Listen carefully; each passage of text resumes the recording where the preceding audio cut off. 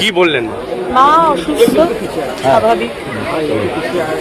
তার সন্তান হারিয়েছে এবং এইভাবে একটা 11 বছরের সন্তানকে যদি মানুষকে হারাতে হয় থেকে তো কোনো মায়ের মানে এটা স্বাভাবিক কিছু। আমি তো এটাতে দেখি উনি অত্যন্ত অসুস্থ, কিন্তু আমি বারবার আমরা বলেছি, মাননীয় মুখ্যমন্ত্রী উনিও জানেন, ওনার স্বামী জানেন, সম্পূর্ণভাবে আমাদের সরকার তার পাশে।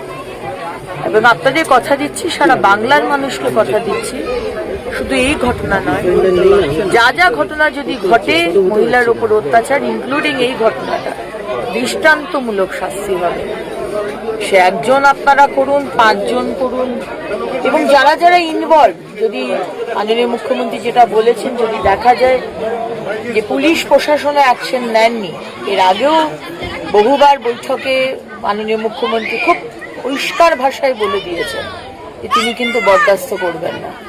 তো তদন্তে যদি কারুর নাম উঠে আসে তারা কোঅপারেট করেনি, God help you, God help you, এটাই বলতে পারি।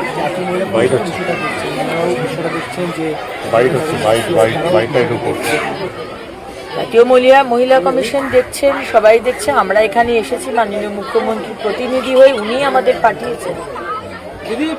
কারণ আজকে একটা মহিলার উপর অত্যাচার হলে আমরা সবাই মা, আমরা সেই জন্য তার পাশে দাঁড়াতে। সেদিন যে চলে গেছে তাকে তো ফিরিয়ে আনতে পারবো না, কিন্তু অন্তত সমাজ দেখুক যে এই রকম যদি এর আগে কোনোদিন হয়নি, আগে মহিলার উপর অত্যাচার হয়েছে, বিচার হয়নি, এই সরকারে সেটা হবে।